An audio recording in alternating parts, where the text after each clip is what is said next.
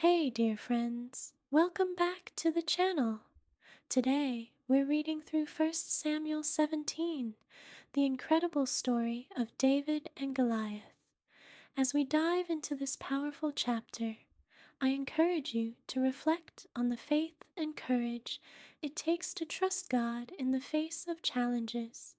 If you're blessed by this reading, don't forget to like the video, leave a comment sharing your thoughts, and subscribe for more. Let's grow together in faith. Let's get started. David and Goliath.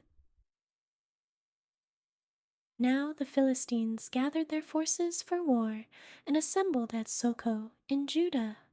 They pitched camp at Ephes Dammim, between Soko and Azekah. Saul and the Israelites assembled and camped in the valley of Elah, and drew up their battle line to meet the Philistines. The Philistines occupied one hill, and the Israelites another, with the valley between them. A champion named Goliath, who was from Gath, came out of the Philistine camp. His height was 6 cubits and a span. He had a bronze helmet on his head, and wore a coat of scale armor of bronze, weighing 5,000 shekels. On his legs he wore bronze greaves, and a bronze javelin was slung on his back. His spear shaft was like a weaver's rod, and its iron point weighed 600 shekels. His shield-bearer went ahead of him.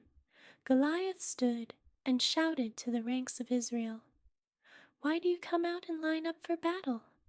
Am I not a Philistine, and are you not the servants of Saul? Choose a man and have him come down to me. If he is able to fight and kill me, we will become your subjects.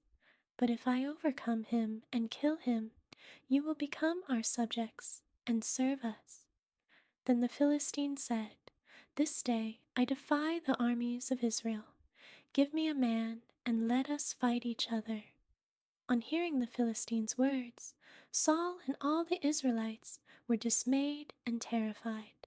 Now David was the son of an Ephrathite named Jesse, who was from Bethlehem in Judah. Jesse had 8 sons, and in Saul's time he was very old. Jesse's 3 oldest sons had followed Saul to the war. The firstborn was Eliab, the second Abinadab, and the third Shammah. David was the youngest. The 3 oldest followed Saul, but David went back and forth from Saul to tend his father's sheep at Bethlehem. For 40 days the Philistine came forward every morning and evening and took his stand. Now Jesse said to his son David, "Take this ephah of roasted grain and these 10 loaves of bread for your brothers, and hurry to their camp. Take along these 10 cheeses to the commander of their unit. See how your brothers are, and bring back some assurance from them. They are with Saul and all the men of Israel in the valley of Elah, fighting against the Philistines." Early in the morning David left the flock in the care of a shepherd, loaded up and set out, as Jesse had directed. He reached the camp as the army was going out to its battle positions, shouting the war cry. Israel and the Philistines were drawing up their lines, facing each other. David left his things with the keeper of supplies, ran to the battle lines, and asked his brothers how they were. As he was talking with them, Goliath, the Philistine champion from Gath, stepped out from his lines and shouted his usual defiance, and David heard it. Whenever the Israelites saw the man, they all fled from him in great fear. Now the Israelites had been saying, "Do you see how this man keeps coming out? He comes out to defy Israel. The king will give great wealth to the man who kills him. He will also give him his daughter in marriage, and will exempt his family from taxes in Israel." David asked the men standing near him, "What will be done for the man who kills this Philistine and removes this disgrace from Israel? Who is this uncircumcised Philistine, that he should defy the armies of the living God? They repeated to him what they had been saying, and told him, "This is what will be done for the man who kills him." When Eliab, David's oldest brother, heard him speaking with the men, he burned with anger at him and asked, "Why have you come down here?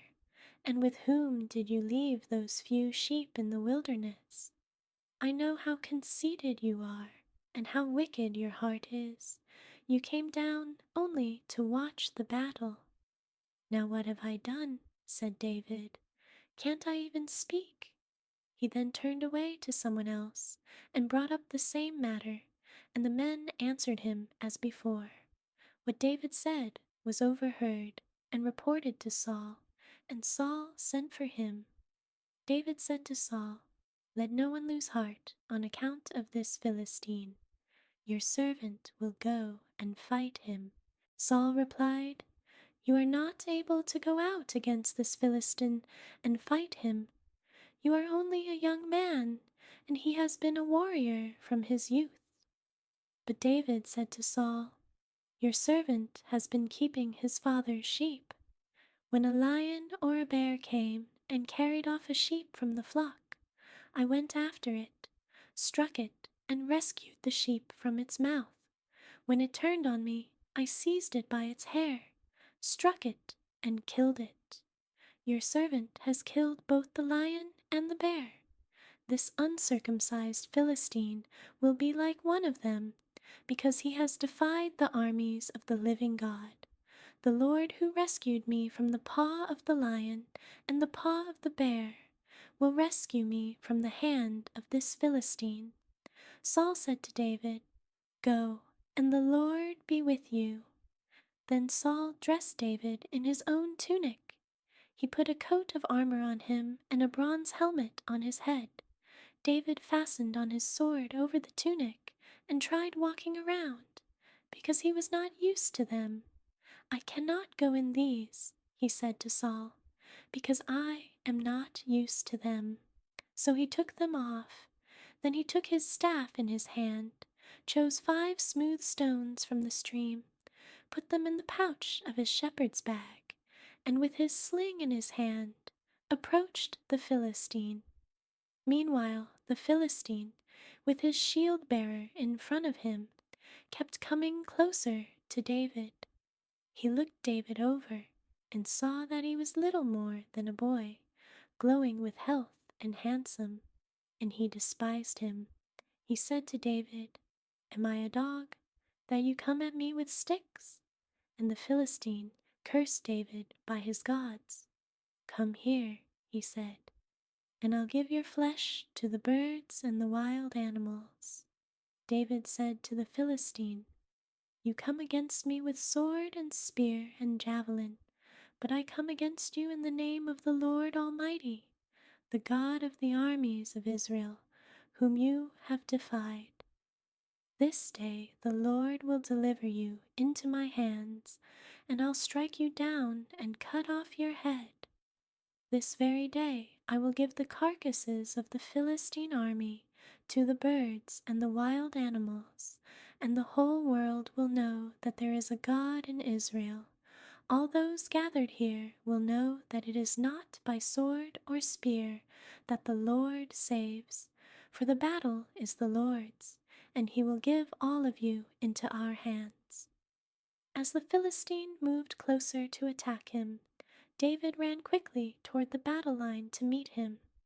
Reaching into his bag and taking out a stone, he slung it and struck the Philistine on the forehead. The stone sank into his forehead, and he fell face down on the ground. So David triumphed over the Philistine with a sling and a stone.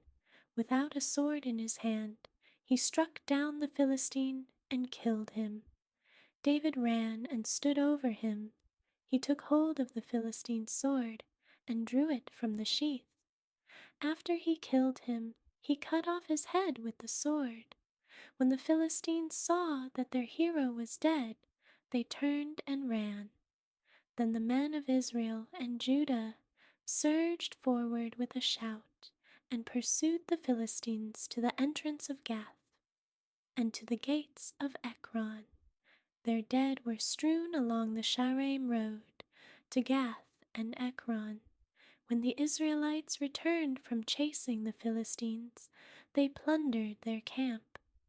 David took the Philistine's head and brought it to Jerusalem. He put the Philistines' weapons in his own tent.